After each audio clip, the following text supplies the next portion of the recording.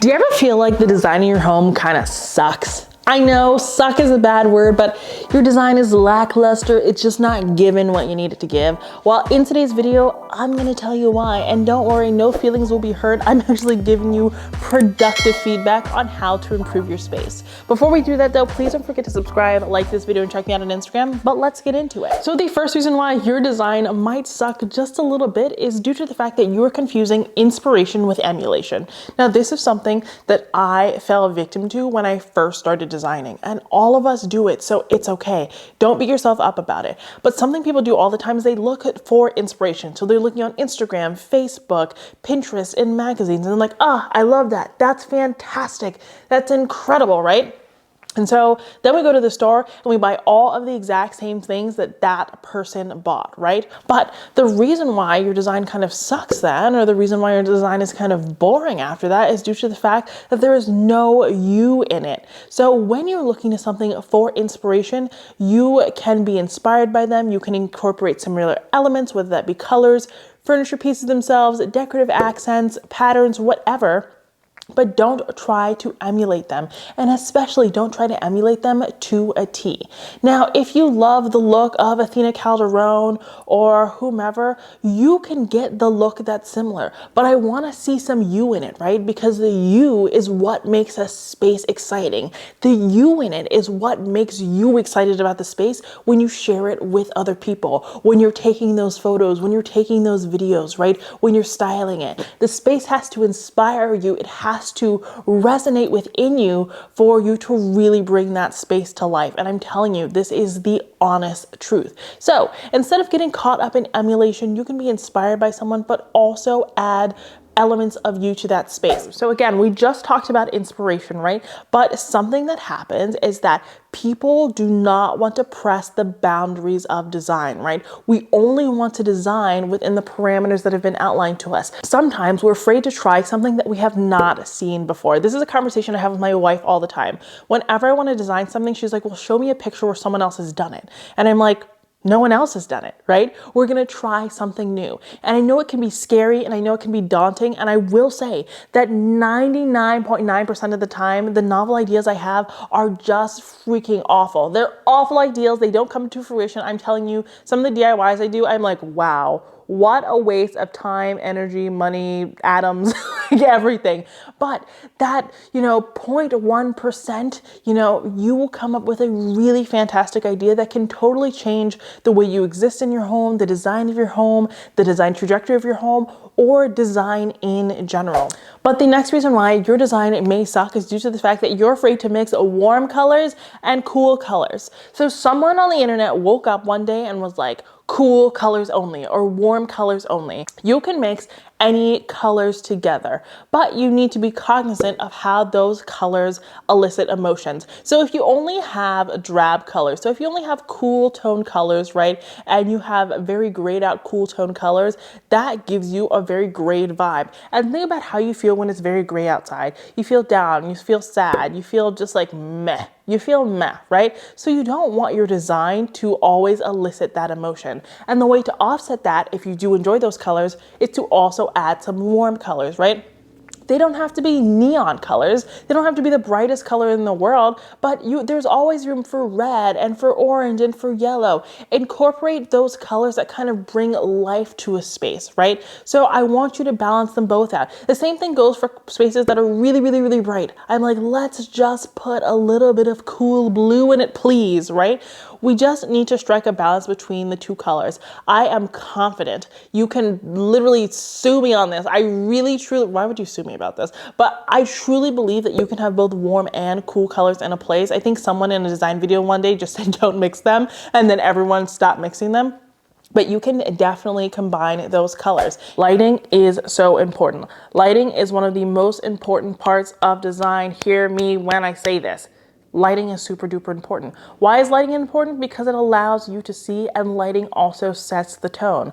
Again, let's think about the holiday season, because the holiday season is upon us. If you put a pine tree somewhere, you're like, it's a pine tree, it's an evergreen tree, they're always here, such is life. But if you put some lights on that tree, you're like, woohoo! It is time to get down. If you put lights on anything, you're excited, whether that be a bar, a building, a car, otherwise.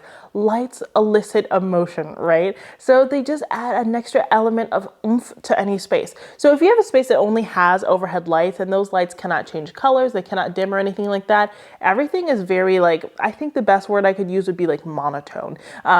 Think about a voice when someone only speaks like this. That's kind of like the vibe you're getting off when you only have one lighting option and that lighting option is consistent in a space. So what you want to do is add different types of light. You want to switch out those light bulbs. You want to have spotlights. You want to have task lights. You want to have chandeliers. You want to have lights that dim. You want to have literally, you want to be able to turn your house into Studio 64 if you so choose, but minus the disco balls unless that's your design style.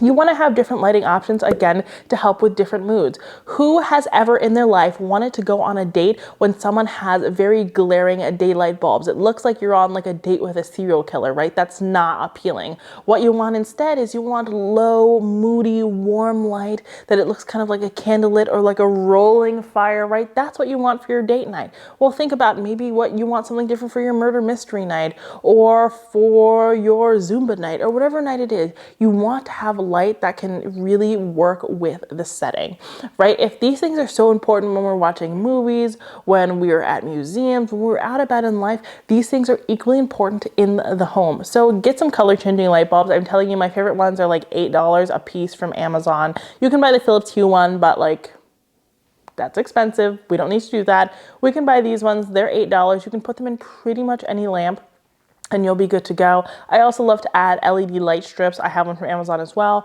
I'll put the link to that down in the description box, and you can make it several different colors. So if you want it to be green, blue, whatever, you can make it any color of the rainbow to kind of fit your setting. If you play with lighting, you can kind of play up the colors and textures and like vibe of your space to really, really enhance it. Lighting is never going to detract from a space. It is only going to make it even more strong and vibrant, which is exactly what you want. Now I'm gonna call a lot of you out on this one, but the next reason why your space kind of sucks is due to the fact that you are afraid to DIY. Now, my name is DIY with KB, and I'll be honest, I don't DIY very much anymore because I'm sick now. It's not something that I can do, and it's a lot of effort. But not every DIY has to be building a house with your own two hands. I think that's a common misconception. I know at social media, someone's like, I wanted to make this table, so I made a 150-piece table in 1 hour. That is not feasible for everyone, okay? But DIYs don't have to be like that. A DIY can be as simple as taking a tablecloth from IKEA and turning it into a pillowcase, right? Your DIYs don't have to be massive projects, but if you want a type of art, if you want a type of pillowcase, if you want a blanket, don't be afraid to make that. If you want a tray, don't be afraid to repurpose things you have in your own home and amplify them. Again, the best things are new things, and when you're DIYing something, you make something new, and a lot of times you make something that no one else has. A DIY I love to do is I love to like put paint on the wall, in like a pattern. I love to create art. It's something super easy, and you can just make something abstract. It doesn't need to be beautiful, and your art isn't for everyone. I'm sure someone will comment on your Instagram video or YouTube saying, oh, that's ugly. I get those all the time, and it makes no difference to me because it brings joy to me. But don't be afraid to DIY. Being afraid to DIY can be very limiting, especially because DIY is often the most affordable and accessible option for 99.9% of people. So if the option is DIY it or don't have it, why wouldn't you just DIY it so that you can really get all the facets of your home together, right? Because a house with all bare walls is boring. A house that is devoid of layered textures and colors is kind of boring, right? But you can get those things if you DIY. You don't have to feel like, oh, I either have to spend out hundreds upon hundreds of dollars or thousands of dollars or not have it. You can just DIY. The next reason why your design kind of sucks is due to the fact that most beautiful things are not comfortable. I'm just gonna say it. That really ugly recliner that every interior designer on YouTube tells you to throw away is really freaking comfortable. It's so comfortable. If I were going to die in anything, I'd want to die in that recliner because it is comfortable. The ugliest pieces of furniture tend to be the most comfortable, and home is where it's all about comfort. We all go to work every day. Well, I work from home, but most of us leave the house and go to work every day, right? And you're uncomfortable at work. You're in this awkward chair. You're in your cubicle. It doesn't smell good. Someone brought something smelly for lunch. You have to listen to your boss go blah, blah, blah, blah, blah. You just want to come home and feel comfortable, right? And the fact of the matter is, a lot of beautiful things are not comfortable. How many times have you walked in a store and been like, oh my God, that's beautiful. And then you sit on it and you're like, it feels like I'm sitting on a piece of plywood. It feels like a piece of plywood. This has happened to me at like Home Goods so many times. I'm like, oh, that's so cute. Oh, I've sat on it and it's awful. It's awful. It happens to everyone. So this is not something that I necessarily want you to ameliorate. I just want you to know that it's okay to have things that are comfortable and things that are not necessarily beautiful. The home isn't always about being like looking beautiful. It's also about feeling comfortable. So your design doesn't suck as a result. I think that's just a word that I've kind of used as an overarching word for this video, but it just means that you're putting comfort first. So when you can find pieces that kind of strike the balance of beauty and comfort, let's go with that instead. But don't feel like you have to have a sofa that you don't want to sit on. That's ridiculous because it's so uncomfortable. Please don't do that. And I know that a lot of beautiful things aren't comfortable, so take your comfortable things and accessorize, right? So don't just leave the ugly recliner that's been in the family for like 50 years out there.